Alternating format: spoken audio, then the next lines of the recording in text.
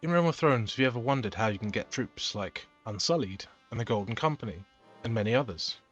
I'll show you how. First of all, for the Golden Company, come to Volantis. I'll zoom out, show you exactly where that is. It's on the southern side of Essos, inside Volantis. You're going to want to go to the Tavern District, and for the first time, when you haven't met him before, you're going to want to visit the tavern and find Brendel Bryan, or however that's pronounced. Where is he? Here he is. He looks like a Golden Company man. Talk to him. They're golden for a reason. These are not your average levy. It'll cost you 200 stags for each one of the finest recruits in Essos. Yeah, not really true, but 200 bucks nonetheless. You could buy up to 100 if you want. Bam, just like that. And if we have a look at them, this is what you get for your money. 200 bucks a piece. They start off at tier 2.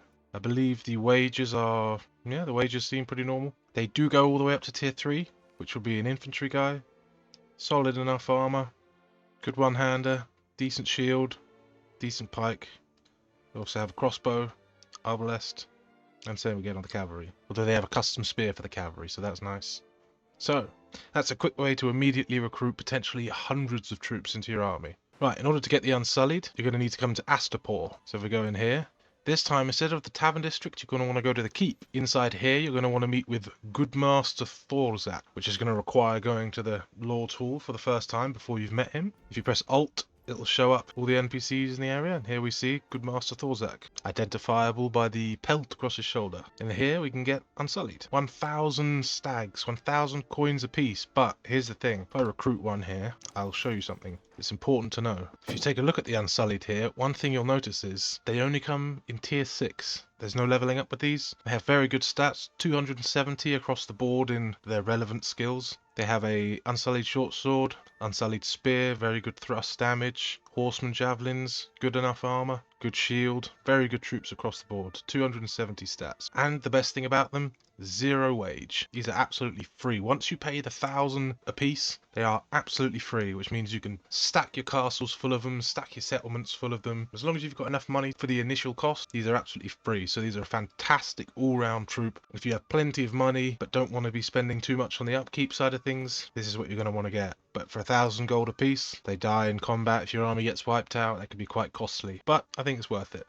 Now, for the third type of special troop, these are going to be castellan troops. These are troops which are basically house troops for each individual house. Not all houses have them. So for instance, if we go to Winterfell, we'll go to a keep here, and inside here we can talk to the garrison commander, who is Roderick Castle. You're basically going to want to go to the keep of any house that actually has these troops available, and I'll show you all the troops in a moment. If we were to talk to Roderick Castle here, we could recruit household troops. We could recruit Stark levy. Same, all of the levies across the map are 200 gold a piece, and you can buy an unlimited amount. If I actually wanted to, I could sit here and buy 100 and buy another 100 and another 100 and another 100 and immediately outfit armies. It's a little bit overpowered, so you know, use it as much as you feel without it necessarily breaking the game of just being able to recruit up thousands of troops potentially. Maybe you can set a personal limit on that. And here is the full list of all the levy troops available in Realm of Thrones. There's a lot of them, 26 in fact. Quickly go through each. Dondarrion, they have a Bolt Knight here. A little bit of custom gear. I mean, I think these all have custom gear in fact. So Dondarrion are cavalry. Royce lead down to cavalry as well. We have Mormont, which lead to archers. Mormont Bow Maiden, very nice. We've got Martell Levy, which lead down to the Water Garden Sentinel. We have Manderley Levy, which lead, of course, to the White Harbour Knight Commander, very nice. We have the Glover Levy, which lead down to the Glover Bushranger. We have the Hightower Levy, which lead down to the Guardian of Alltower. We have the Lannister Levy, which personally, for rank 2, this armor, very, very good. 42 body armor that you could recruit immediately is fantastic. Most of these don't have as good body armor at the start. For instance, you know, 28 armor here. So here we have Greyjoys going all the way down to the Sniper. Good archers there. We have Karstark leading down to the Karstark Loyalist, whose armor isn't even as good as the Lannister troop. Look at that. 42 armor for the Lannisters off the rip, whereas Karstark all the way at the end only get 38. So, some differences. The Freys, of course, they have the Frey Assassin. Didn't go so well for Robb Stark. We have the Umber Levy here, which have the Umber Berserkers, big two-hander with some throwing javelins and a spear. We have the Bracken Levy, lead down to the Bracken Pike Master.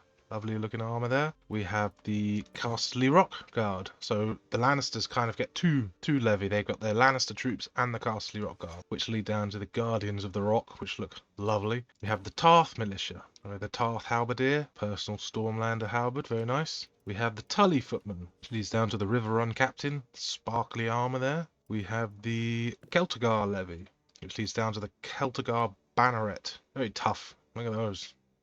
With a halberd and all. We have the Kerwin Levy, which lead down to the Kerwin Marauder. We have the Ronwood, I would imagine that's a silent Y, Ronwood Levy, which lead down to the Boneway Guardian. Fantastic. We have the Arran Levy, which of course lead down to the Arran Winged Knight, as you'd expect. The Baratheon Footman, which leads down to a Baratheon Hammer Knight with their spiked pole hammer. We have the Blackwood Levy, a personal favourite of mine. Customized bow, which is fantastic, with custom arrows also. 66 5-pierce arrows, love to see that. 260 bow skill. We have the Velaryon Shipmate, quite like these as well. Nice cutlass, throwing axe with a two-handed axe as well. Solid armor. We have the Stark Levy, which lead down to the Stark Sworn Sword, throwing axes, sword, shield, polearm. Solid armor, love to see it. Dane Levy, the Knights of Starfall, lovely. Javelin Cavalry, and we have the Clegane Levy, which leads down to the Mountains Man. Not great on the armor side of things, but not great on much side of things, but they're there nonetheless. And that's all the levy that you can get. And of course, there's one special unit that you can only get far, far in the north, up here in the Then camp. So if we teleport here, and we go into Then, as far north as you can go, into the tavern, you're going to want to talk to Magmar Tundoweg. He should be quite easy to spot, if I'm being honest. There he is. He's massive. And if you have a word with him, for 10,000 gold apiece you can purchase giants, and I'll show you those quickly. And here we have the giants, which in fact I can't quite show you because they're too large.